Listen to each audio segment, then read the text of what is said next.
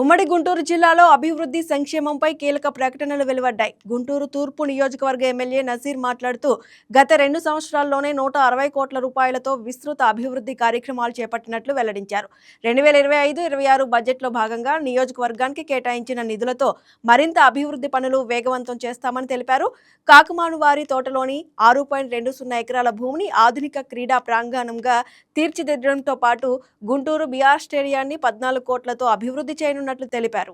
ఈ పత్రికా సమావేశం పెట్టడానికి ముఖ్య కారణం రాష్ట్రంలో 2025-26కి సంబంధించినటువంటి బడ్జెట్లో జిల్లాలో కూడా ఏ విధంగా ఏ డిపార్ట్మెంట్ కి ఎంత బడ్జెట్ ని కేటాయించడం జరిగింది, ఆ జిల్లాలో ఉన్నటువంటి నియోజకవర్గాల్లో ఈ బడ్జెట్ ద్వారా ఏ విధమైనటువంటి లబ్ధి రాబోయేటువంటి సంవత్సర కాలంలో ఆ ప్రాంతంలో ఉన్నటువంటి నియోజకవర్గ ప్రజలకు అభివృద్ధి పరంగా కానీ సంక్షేమ పరంగా కానీ అది ఏ విధంగా ఈ ప్రభుత్వం అందించబోతా ఉందనేటువంటి విషయం మీద ఈరోజు అవుట్ రీచ్ ప్రోగ్రాం పెట్టుకోవడం జరిగింది.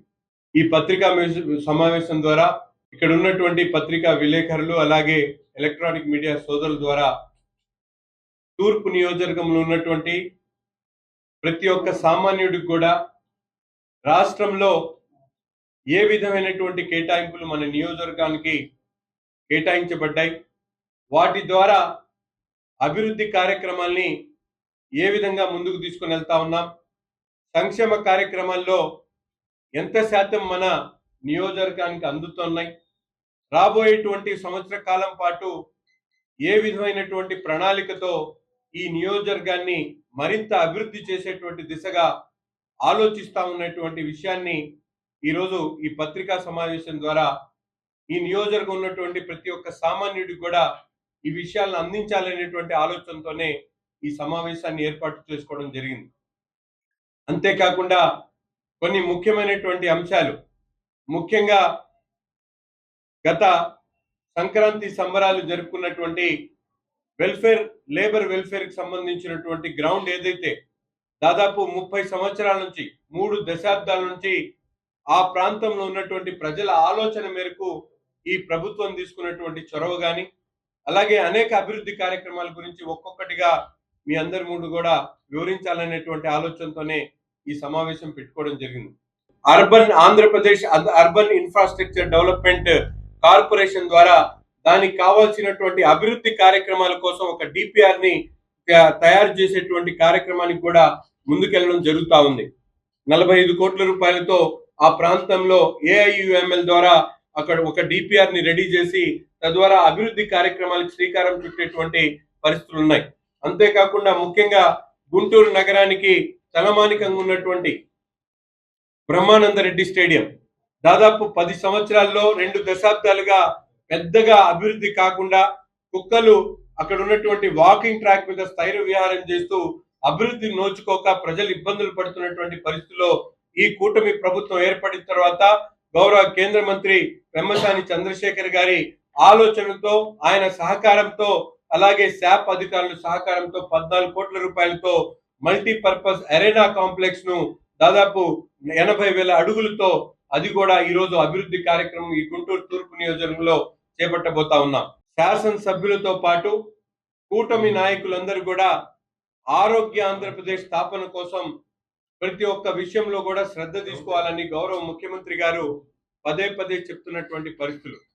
అందులో భాగంగా మన గుంటూరు నగరంలో 3 దశాబ్దాలుగా నిరుపయోగంగా ఉన్నటువంటి స్థానికంగా కాకుమానువాడి తోటలో ఉన్నటువంటి లేబర్ డిపార్ట్మెంట్ కి సంబంధించినటువంటి వెల్ఫేర్ సైట్ ఏదంతో 6 ఎకరాల 21 సెంట్ల భూమి, అక్కడ పిచ్చి మొక్కలు అనేక అసాంఘిక కార్యక్రమాలతో దాదాపు 50,000 మంది, అటు చుట్టుపక్కల ఉన్నటువంటి 5 డివిజన్లో నివసించేటువంటి 50,000 మంది తమ నడక కోసం కూడా చిన్న పార్క్ కూడా లేనటువంటి పరిస్థితులు.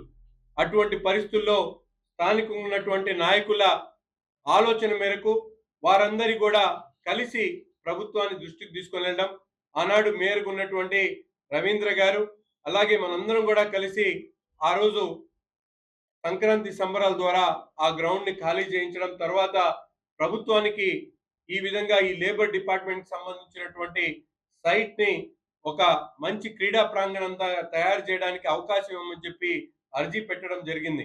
దాని మీద కేంద్ర మంత్రి గారి సహకారంతో, అలాగే ముఖ్యమంత్రి గారి ఆలోచనకు తగినట్టు ఈరోజు వెల్ఫేర్ డిపార్ట్మెంట్ సంబంధించినటువంటి 6 ఎకరాల 21 సెంట్ల భూమిని గుంటూరు నగరపాలక సంస్థకు కేటాయిస్తూ ప్రభుత్వం, ముఖ్యమంత్రి గారు చొరవ తీసుకోవడం చాలా సంతోషం అని చెప్పి ఈ సందర్భంగా ఆయనకు ప్రత్యేకమైనటువంటి ధన్యవాదాలు తెలుపుతా ఉన్నా.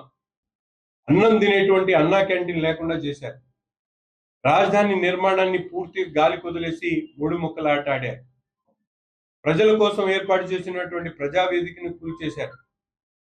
ఏ విధంగా మీరు కావాలని ప్యాలెస్ ఏమో విషికొండలో 700 కోట్ల రూపాయలతో ప్యాలెస్ కట్టుకున్నారు. ప్రజలకు ఇచ్చినటువంటి భూముల్ని ఈ రోజు ఎక్కడ కూడా పూర్తి స్థాయిలో వాళ్ళకి కావాల్సినటువంటి ఇన్ఫ్రాస్ట్రక్చర్, రోడ్లు వేయలేదు, ట్రైన్లు కట్టలేదు, అక్కడ ఉన్నటువంటి ఎలక్ట్రిసిటీ తీసుకొని రాలేదు, ఏ విధంగా మంచినీళ్ళు సదుపాయాలు ఇవ్వలేదు, వేలాది మందికి ఇరుకున్న ప్లాట్లు ఇచ్చారు, వాటిని పూర్తిగా అభివృద్ధి చేయలేదు. ఏ విధంగా మీరు ప్రజలకి మభ్యపెట్టేటువంటి మాటలు మాట్లాడతారని ఈ సందర్భంగా నేను జగన్మోహన్ రెడ్డి గారిని అడుగుతా ఉన్నా. ఈరోజు మహిళల గురించి జగన్మోహన్ రెడ్డి గారు మాట్లాడడం చాలా హాస్యాస్పదంగా ఉంది. తన నాయకుడు ఎవరైతే అంబటి రాంబాబు గారు ఒక సాక్షాత్తు ముఖ్యమంత్రి గారి సతీమణిని రాష్ట్రం మొత్తం కూడా చీకొట్టేటువంటి మాట్లాడినటువంటి పరిస్థితులు ఒకసారి ఆలోచించుకోవాలి. జగన్మోహన్ రెడ్డి గారు తన చెల్లిని రాజకీయాల కోసం పాదయాత్ర చేయించి అధికారంకి వచ్చిన తర్వాత ఆమెను వదిలేసినటువంటి తీరు కానీ, తల్లిని చెల్లిని మోసం చేసినటువంటి చరిత్ర జగన్మోహన్ రెడ్డి గారు. ఈరోజు ఎందుకు వైసీపీ నాయకులు జగన్మోహన్ రెడ్డి గారు నమ్ముతున్నారో నేను ఒక్కసారి ఆలోచించాలని చెప్పి వైసీపీ నాయకులకు అడుగుతా ఉన్నా. ఎందుకంటే ఎక్కడ అధికారం రాకముందు ఆనాడు ప్రతిపక్షంలో ఉన్నప్పుడు అమరావతి రాజధాని ఓకే అని చెప్పినటువంటి జగన్మోహన్ రెడ్డి గారు ఈరోజు 3 రాజధానులు అని చెప్పి అధికారం ఉన్నప్పుడు సమయాన్ని వెళ్ళదీశాడు. ఈరోజు అధికారం పోయిన తర్వాత మళ్ళీ మావిగనని ఒక మూర్ఖుడిలాగా మాట్లాడేటువంటి తీరు కానీ, ఈ విధంగా ప్రజలను మభ్యపెడుతూ రాష్ట్రంలో అభివృద్ధికి పూర్తిగా అడ్డం పడుతున్నటువంటి జగన్మోహన్ రెడ్డిని ప్రజలు చీకొట్టి 151 సీట్ల నుంచి 11 సీట్లకు తీసుకొని వచ్చారు. ఇప్పటికైనా జగన్మోహన్ రెడ్డి గారు తన వైఖరిని మార్చుకోవాలి. ఏదైతే వారి సైకో సైన్యం ఉందో ప్రతి ఒక్క చోట కూడా విడ్డూరంగా ప్రతి ఒక్క విషయాలను కూడా ఏది పడితే అది మాట్లాడుతూ ఉన్నారు. ఇప్పుడు ప్రజలు పూర్తిగా క్లారిటీతో ఉన్నారు. వాళ్ళు ఎక్కడ కూడా డౌట్ లేదు. ఈ ప్రభుత్వం చేస్తున్నటువంటి ప్రతి ఒక్క కార్యక్రమాన్ని కూడా మేము ప్రజలకు అర్థమయ్యేటువంటి విధంగా చెప్తా ఉన్నాం. మేము ఇది చేశామని చెప్పి సాక్ష్యాలతో సహా చూపిస్తా ఉన్నాం. మీరు గత 5 సంవత్సరాల్లో ఏం పీకారో ప్రజలకు చెప్పండి. మీకు అధికారం ఇచ్చినటువంటి ముఖ్యంగా గుంటూరు తూర్పు నియోజకవర్గంలో మాట్లాడేటువంటి ప్రతి ఒక్కరికి కూడా నేను సూటిగా ప్రశ్నిస్తా ఉన్నా. మీరు గత 10 సంవత్సరాల్లో ఇది చేశాము అని చెప్పి మీరు శాసనసభ్యులుగా ఉన్నప్పుడు ఏం చేశారో ప్రజలకు చెప్పండి. అది చెప్పిన తర్వాత జరుగుతున్నటువంటి పరిస్థితుల గురించి మాట్లాడండి. ఈరోజు మోతీలాల్ నగర్ ఇష్యూ కానీ, అలాగే వాళ్ళకు కూడా మేము 1కి 4 సార్లు కలిసాం. వాళ్ళ గురించి ఆలోచించాం. వాళ్ళకి ఏం కావాలో చెప్పాం. వాళ్ళకి కావాల్సినటువంటి నష్టానికి సంబంధించినటువంటి దాంట్లో భాగస్వాములయ్యాం. ఈ విధంగా వారి ఒక మానవత్వంతో ఈ పరిపాలన కొనసాగుతా ఉంది. ఎవరు ఎటువంటి మాట్లాడినా కూడా ప్రజలు కూటమి నాయకత్వం వైపు, చంద్రబాబు నాయుడు గారి నాయకత్వాన్ని బలపరుస్తా ఉన్నారు. తప్పకుండా రాబోయేటువంటి రోజుల్లో ఈ గుంటూరు తూర్పు నియోజకవర్గాన్ని ఒక ఆదర్శ నియోజకవర్గంగా తీర్చిదిద్దేటువంటి విధంగా ప్రతి ఒక్కరు కూడా సహకరించాలని చెప్పి మనస్ఫూర్తిగా కోరుకుంటున్నాను. ఈ వీడియో మీకు నచ్చినట్లయితే లైక్ కొట్టి షేర్ చేసి మా వైకే టీవీ ఛానల్ని సబ్స్క్రైబ్ చేయండి.